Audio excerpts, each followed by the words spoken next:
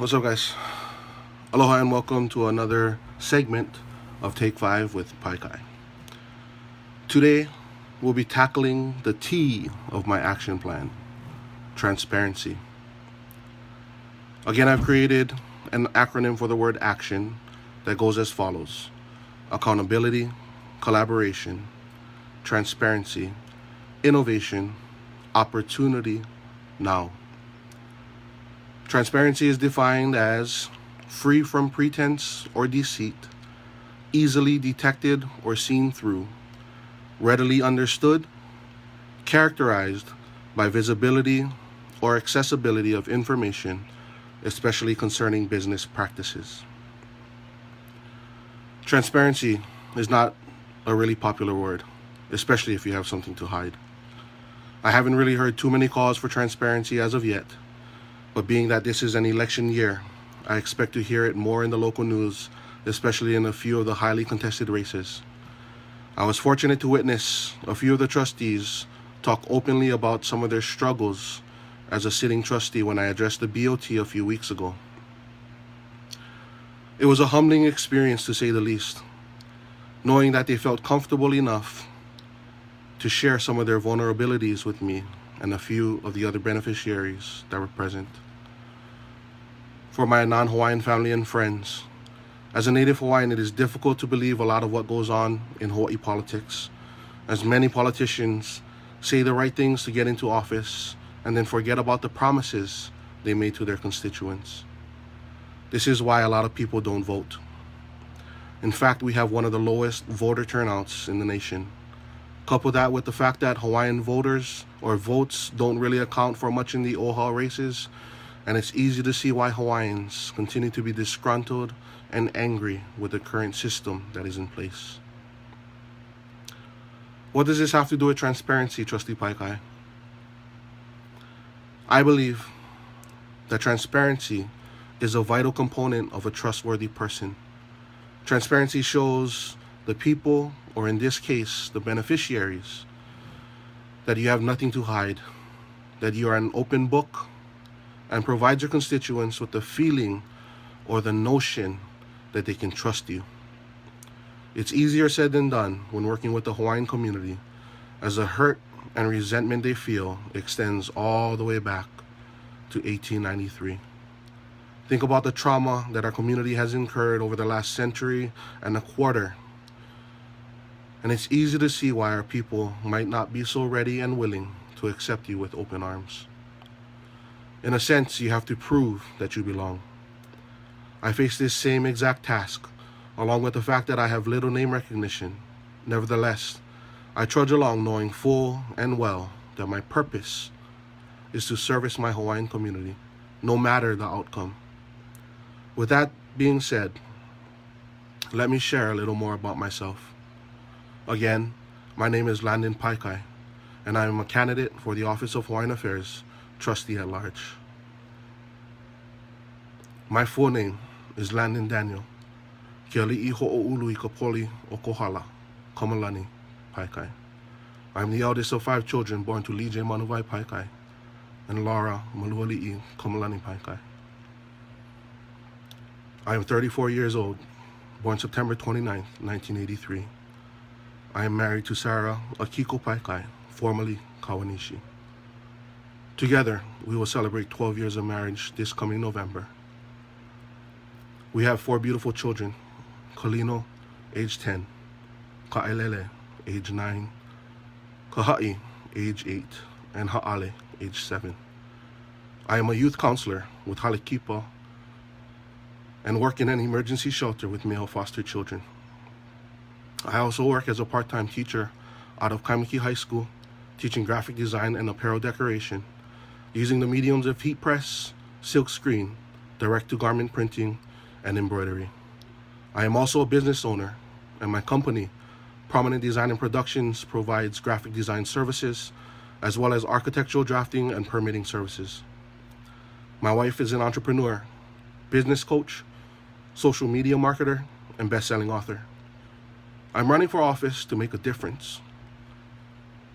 I'm running for this particular office because I intend to help and to continue helping my Hawaiian community and see this as an opportunity to bring about sweeping change for our Hawaiian people. My mother is employed by the Office of Hawaiian Affairs, and had she not taken a break in the early 90s to care for her ailing husband and 5 young children, would be celebrating 36 years of service. My mother served as the board secretary along with her clerk back when trustees were paid per meeting. Now, sitting trustees are allowed up to 2 employees and are paid a salary. Do I use this to my advantage? Absolutely not. Does she support my run? Absolutely. But we've agreed that her main role is to support me through prayer.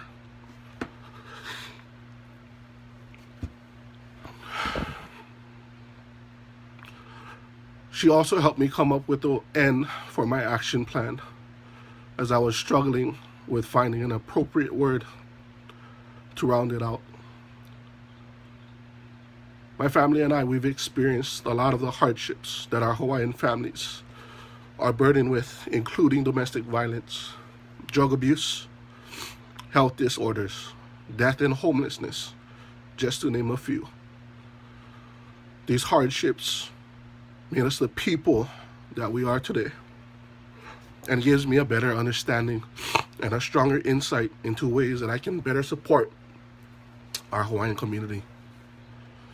It was also brought to my attention that there are a few in the community who have decided that I am not the right candidate because, quote, he's the guy that supports the CEO. I'm thankful that they share their concerns because this is a great opportunity for me to be transparent about my stance. First of all, let me apologize to those that I may have offended with my live stream at the BOT. I was excited about being able to offer support to our beneficiaries by offering to give verbal testimony on their behalf when I testify at board meetings. I fell short in that I only mentioned that I would testify on your behalf if you supported the CEO. That is not the case. I am here to support you, support all stances, and I failed to address that in my live stream. So again, I will give oral testimony on your behalf regarding any issue that you feel is important and want addressed before the BOT, whether you're for it or against it. I realize that not everyone can make these meetings, which is why I have chosen to advocate on your behalf, no matter your stance. Isn't this what your trustees should be doing for you? I hope this clears the air. If you have any questions or concerns, feel free to comment below. With that said, I'd like to talk a little more about my personal stance on this matter. Yes, I support the CEO, but listen carefully, not the person. I support the position. Here's why. A few of the trustees are now calling for the removal of the CEO.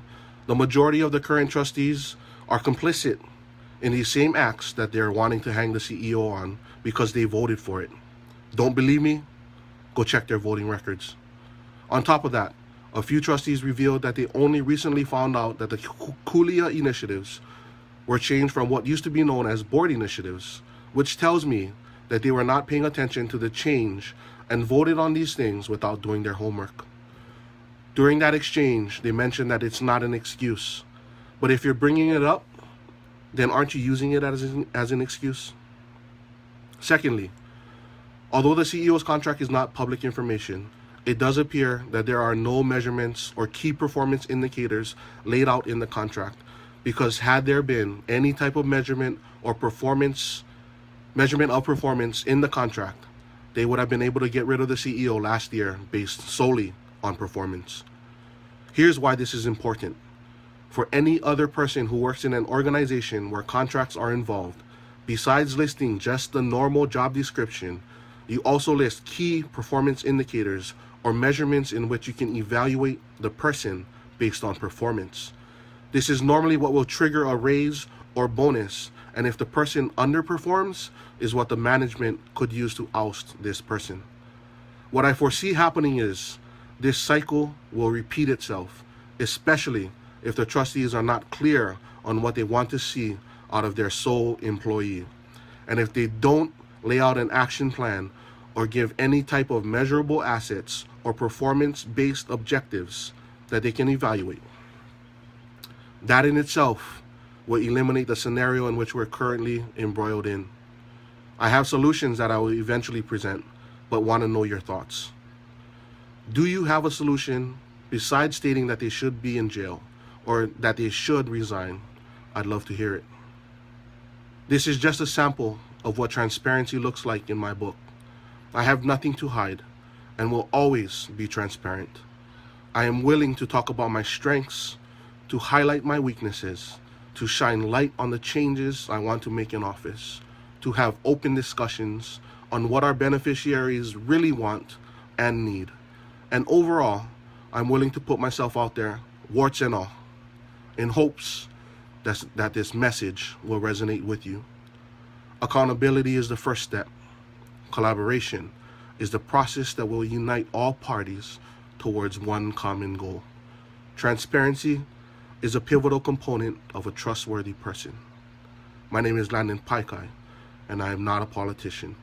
I am a Native Hawaiian, addressing issues that affect all Hawaiians, Native Hawaiians, Hawaiians, and non-Hawaiians. Paikai for OHA, putting the trust back in trustee. Mahalo for watching. Feel free to like, comment, and share. I'll talk to you guys soon. Aloha.